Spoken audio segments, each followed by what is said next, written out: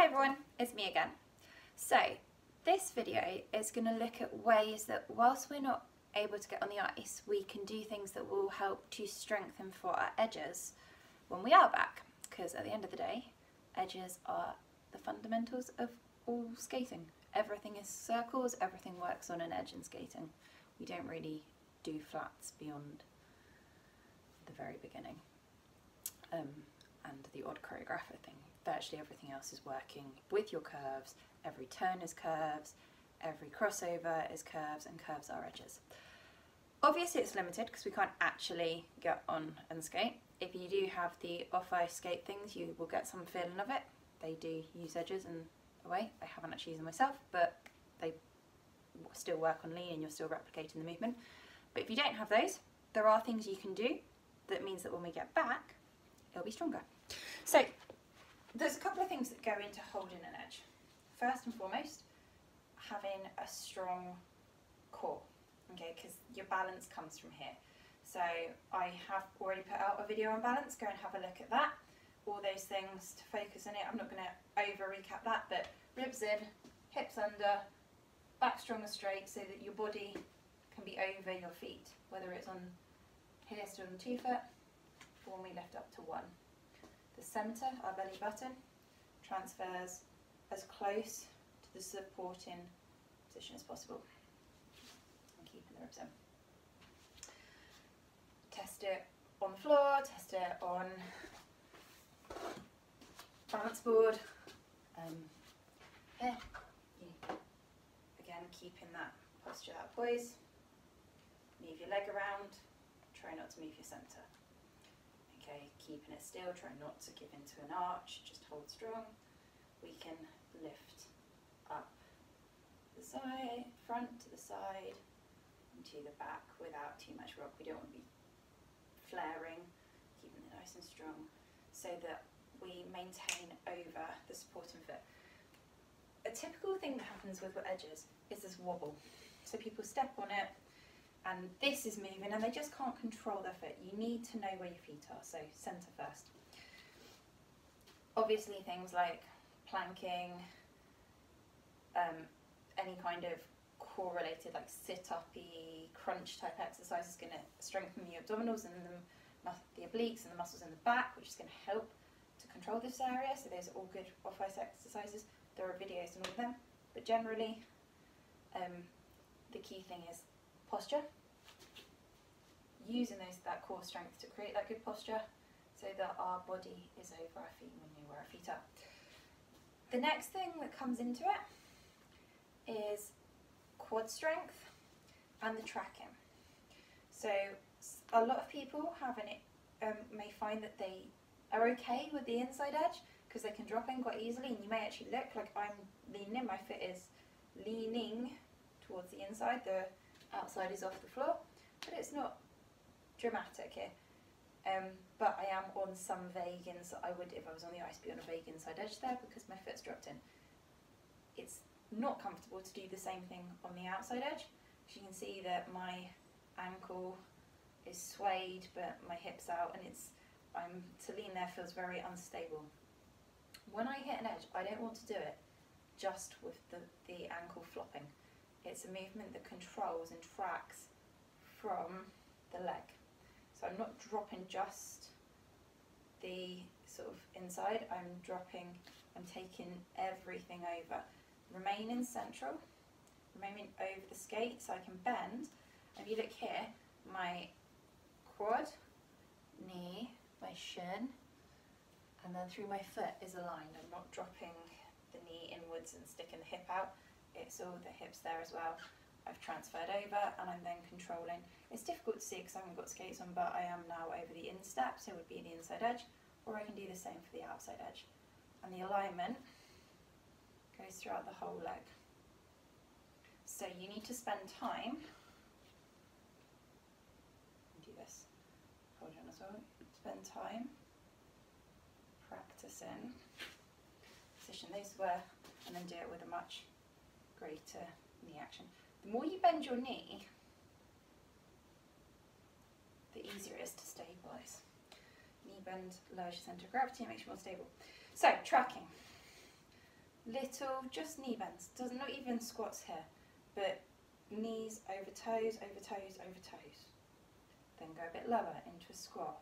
But try to, you can stick the bottom out and do it as if it was a squat in the gym. But again, one alignment.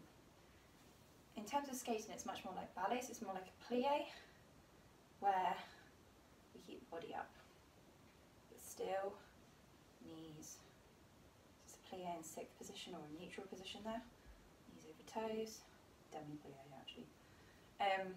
Keep that alignment, not changing this. 3. Feeling the weight of the centre of the foot. Then try the same on one foot. Alignment's key.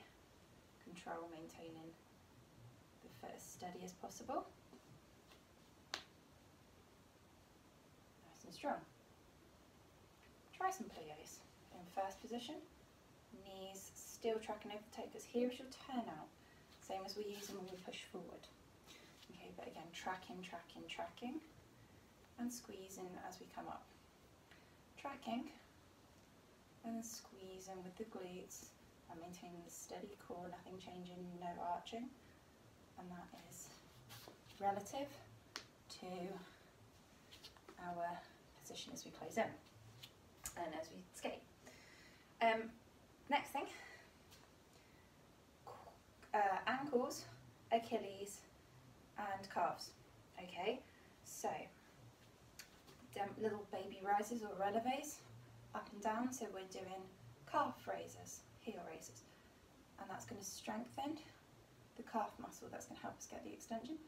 Balance on that high releve there, or that releve at the back, hold it, use the ankles. Again, if they're flopping all over the place, you're going to feel very unsteady, so just focus on lifting up and through, nice and steady, nice and strong, really, really stable. You get the first, squeezing the glute. What we don't want to do is what in the dance world would be called sickling the foot, where part of the foot drops in against the alignment. Everything again, stay in line. So my shins and the front of my foot, my toes, and my quads as well are all facing the same direction. Nice and steady. Before you skate, roll those ankles, feel them, warm them up so you've got that range of motion, but feel the leg working with it. And then just circle the ankles in isolation on their own. So you can feel that movement, and so that you're encouraging them to be warm and flexible, which is going to help you recover more and help you not be afraid to take it that much further. You can also do things like, good to visit naughty toes on the floor. So you go, so we articulate the feet forward to a point and up, and then lift off, forward to a point and up, and lift off, forward to a point, up and lift off, so you can feel it through the calves and the Achilles. That's a little bit, it's not the same as a calf raise because we're not extending, but it's working the calf. And you can wrap a resistance band around and do a similar thing, resistance, and you can move the ankle inwards and outwards, in and out, rolling at the edges there with a resistance band. And I'm working my arms, going to put tension on the band too. So working in and out.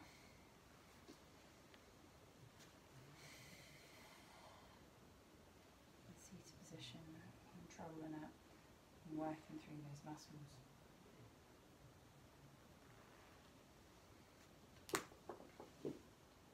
Practice forward and out, keeping the alignment, forward and out, forward.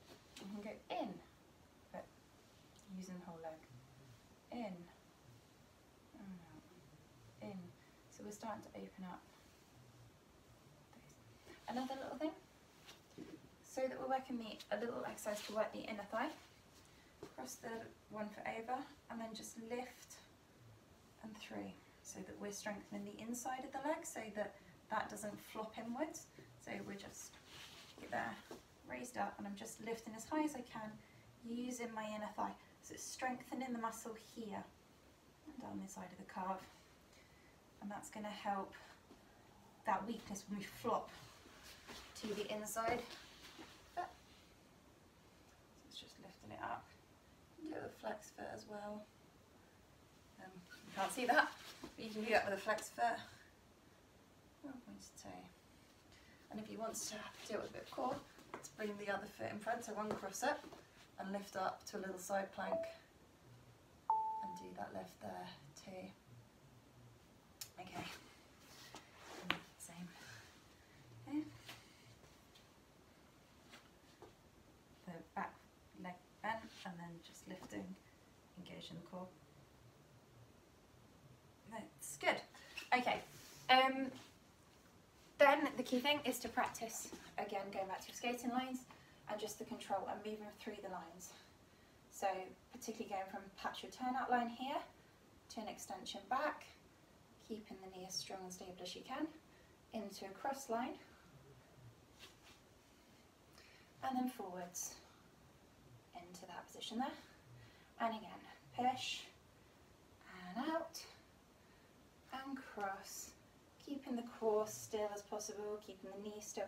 So you're learning to transition from position to position with control, because it's those transitions where we often find the edges wobble. So holding it, you can start by holding on to something to help you, just as you find these positions and strength. And then you can see my body really isn't moving. I'm not really going to change that there. It's a little bit of slight rotation as I go to that cross line, but overall it's very steady and still. Because what often happens is, as people move through lines, they wobble. Another good one is thinking of like swing rolls, and when you pass the free leg through, on edges, take your like first field moves in the basic edges. I personally tend to teach it coming in close. Okay, so we get a point where we actually come back to neutral and then pass through. So if I was taking an outside edge, I would do same arm as foot, push, my circle's here, I'm going onto it, there, and then at the apex, at the top of the curve, it's going to come in and pass, and everything's now very close and underneath me. And I've done that for a reason. I've brought us back together, I've brought it back in, before we then transition to the next position, to the like line 5 essentially. So we've got our line 2, 3, line 5. And by bringing it in, it brings us, again, back underneath us into a point where I can really feel my core over not just my supporting foot, but aware of where my free leg is before I move the free leg out. So it's an opportunity to really re-stabilise and really recenter yourself, rather than sort of a bit of a swing where people sort of wobble off the edge or go a bit wild or get confused. It just helps to control that movement. So there's next to no change. Between every skating step you should close, generally anyway, might be the odd exception, but generally we close. So get into habit of when stepping through, thinking my feet together there, at that point, ready to re-push, and as you can see I bent with my feet underneath me, ready to step, close as I bring it through, keeping it off, and then I'm in the extension, and then back in, and you take time for that back in, ready to reset, bend, and prepare your foot position before it goes down, which is something you're going to think of more on the ice. But again, we've got that. If you're wide, it's very hard to prepare that foot because our weight is sat between our legs. So it's really, we're not over our supporting leg to be able to control the free leg in the same way, because our weight's fighting to put the free leg down because gravity wants to secure us. If we're over the supporting leg, we have a strong balance and a strong set into the floor, into the ice, so we're now in a position that we can prepare and move, because this isn't doing anything to hold us up, this is doing that.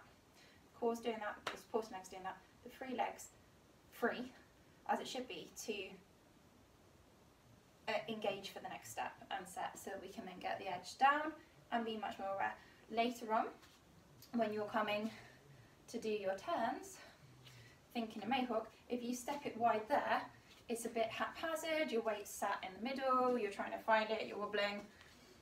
If you get your close, as you should, be it an open Mayhawk where the foot goes in front, or a closed Mayhawk where it goes behind, if the foot's underneath you, it's much easier, because we're fully centred, we're fully stable over the supporting leg, to then go right, I'm preparing that edge, in this case like say forward inside, to prepare and come in, put it over here, for my back inside, so that it becomes just a change of foot if I'm turned out sufficiently, and it's not like a, whoa, gotta find it, and flop down. It's there, this is doing all the supporting work, and I can just prep, and now it's underneath me, the actual transition's minimal, and I have a new supporting foot, and I can control that exit.